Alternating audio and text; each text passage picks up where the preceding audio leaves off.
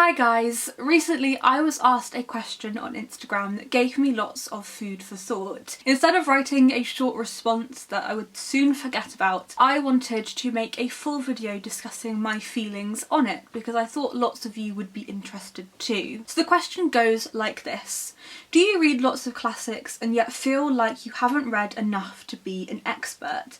And the person then goes on to say, I study time periods and read the literature and look at the clothes, and yet I don't feel like I know enough to be taken seriously since I don't have a degree. This is something that I myself have struggled with a lot over the years. I feel like sometimes I have slight imposter syndrome because I never meant to form my channel around classics. I just suddenly started to read classics and to introduce more classics into what I was reading, and so many of you seem to enjoy it that I incorporated more classics videos into my channel, and now my channel is like it is today and I mainly talk about classics. Coupled with the fact that I'm still young, I am 20 and I haven't done a degree myself. I'm going to be starting a degree in the autumn. I'm going to be studying history, but I haven't done an English literature degree. I don't have any qualifications as such which say that I am a classics authority. And because I've thought about this a lot over the years and really analysed my own thinking and broke down exactly what my emotions were towards these feelings I was having, I have managed to battle a lot of this imposter syndrome. But I'd also like to talk today about how I go about reading classics and finding out more about them. How do you build up knowledge of the books you are reading? So what I'd say first to any of you who may feel like you don't know enough about classics or literature or whatever it is you don't feel like you know enough about, what I would say is to think about what knowledge means to you and what part knowledge plays in your life and learning. So for me, I will be brutally honest here, I am not a person who likes to be wrong. Being wrong or doing something wrong or saying something wrong, being wrong about something is a feeling that I hate. It makes me feel sick, and I have always been like that. I found a school report a while back from when I was about 6 or 7, and there's a very clear line in it about how I hated to be told that I was doing something wrong or not doing something well enough. I have always hated that feeling, and because of this I have to work really hard at switching this part of my brain off because I don't think it is conducive to learning.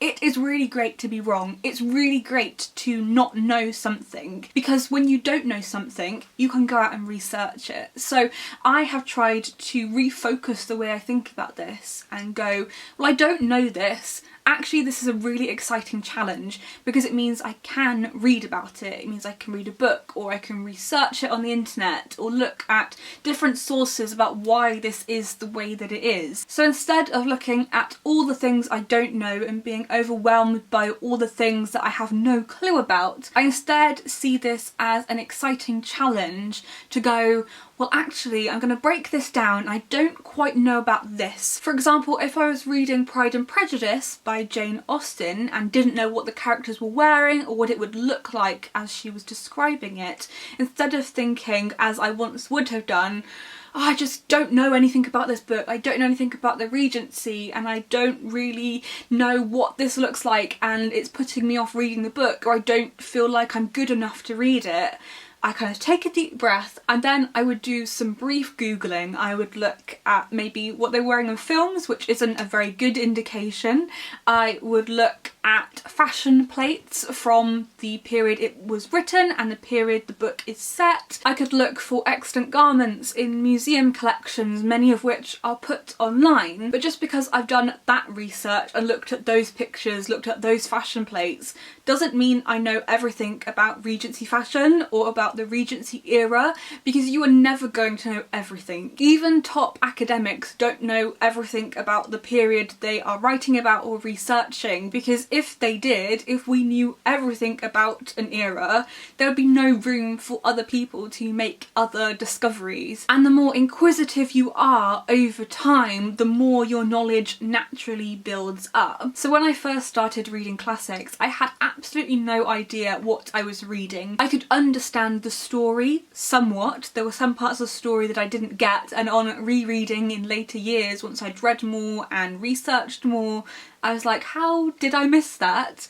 But I didn't get everything, and my advice to any of you who are new to reading classics and just feel completely lost is not to give up, to keep going with your reading, because the more you read, the more you have to draw on. So you might read Jane Eyre, but then you'll read another book about another governess in Victorian literature and you go, oh, I get that now. I get what I was reading about in Jane Eyre because I've read this other book, and contextually I can link them together and suddenly so much more makes sense. So the more I've read, the better my understanding too. That doesn't mean to say that because I've read X number of classics, I now know everything about them. When I read a new classic, there is still a lot that I don't understand, and I think it is easy to beat yourself up for it if you don't understand something. And actually that is completely okay, because you also need to think about why you read classics. Are you reading them to analyse them to death, or are you reading them because you enjoy them? For me, sometimes it's in the middle. Sometimes I like to go deep into a book and really analyse it and pull it apart, but other times I just want to read something and forget about where I am, to fall in love with the characters and see these vivid settings in my mind's eye. That's why I read them. I read classics because I love them first and foremost, and any other kind of understanding or analysis certainly comes secondary. Let's move on to this other part to the question about whether you need a degree to be able to understand literature. I think definitely not. A degree is great, but it is not the be all and end all. That's not to say that degrees aren't important, or academics aren't important, or scholars aren't important, because they are important, but you don't have to have a degree to say whether your thoughts on a book are valid or not. Only you can decide what you think about that book. And I think actually in some ways it's really important to have people who have done degrees, but also people who haven't done degrees, because you're all going to have different thoughts. In my personal experience, I am so pleased that I didn't do a degree when I was 18, fresh out of college, because I wouldn't have enjoyed it. The reading that I have done since I have been out of education has been far more worthwhile than if I had gone straight into doing a university degree. First of all, I probably would have done English literature, and I've decided not to study English literature because I enjoy it so much, because actually I'd like to do a history degree and explore that side of learning that I love, rather than studying books that I might come to despise, which I definitely don't want. But just because I'm doing a history degree doesn't mean I can't then talk about literature, because the two go hand in hand.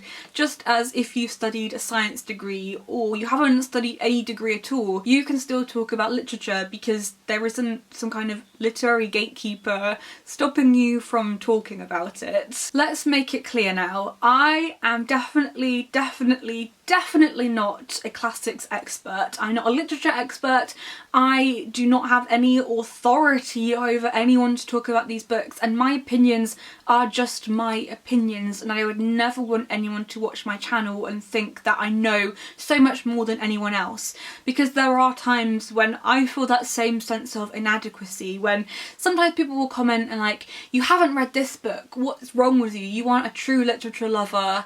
And actually those comments can really hurt sometimes, and they hurt because I have had those thoughts myself, being like, well, I haven't read War and Peace, so how can I talk about literature? And really the answer is that I do this, I make videos and talk about books because I love it, and not because I want to be any kind of authority. But there are certain ways that I have built up my knowledge of different eras or different books, and I'm going to share some resources in the description and also talk about a few books here that I have found really useful. So first of all, I watch lots of other booktubers who talk about classics, and they really inspire me. Katie from Books and Things is a huge inspiration to me, and I find so many recommendations through her channel of authors she has read that I haven't heard of or haven't read. But there are so many other people too talking about classics on BookTube, and I'm gonna do a full recommendations video soon. But I find BookTube is a great way of just having conversations about books and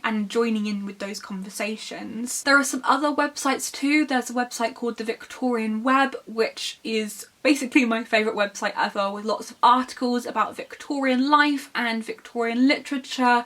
I've recently been reading, for example, about the new woman in literature, and I found so many recommendations and found so many pointers about where to look for information on the new woman through the Victorian web. So I'll leave a link to that in the description because it's just so worth a browse around. You'll learn so much. I also look at things like newspaper archives. There is a British newspaper archive online which you do have to pay for a subscription to, but there is a free Welsh newspaper archive which does have some crossover, so that's really good to go to primary sources if you're looking for a book. I like looking at Bronte reviews, for example, so if I'm reading about the Brontes and want to find reviews that were written at the time, I can look on there and kind of search for that, so that's really good. I also read lots of non-fiction, so for example I have been reading Ruth Goodman, who is one of my favourite historians recently.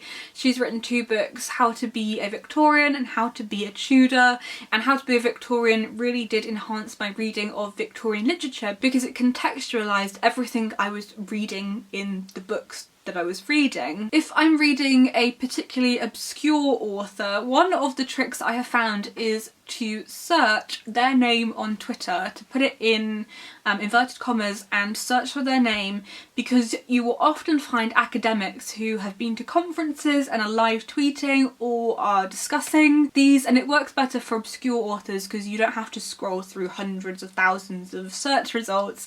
But I find that particularly good too, and you can also then go through and follow lots of people. There are also lots of author societies, for example the Bronte Society, who have a newsletter and also have a Bronte Society kind of journal where lots of academics will write in with their articles about the books, about their lives, kind of really going into detail, which is a great way of accessing academic articles. You do have to pay for it, but it's really worth it because you get all the information and you are supporting the society. My biggest piece of advice is not to think about what you don't know, but to think about what you do know compared to when you first started reading classics. We all start from somewhere, and I myself am trying to get better at not thinking about what I don't know, but to start using what I don't know as a good thing, to use my natural curiosity to then go away and research. And then over time you naturally build up a knowledge on these subjects.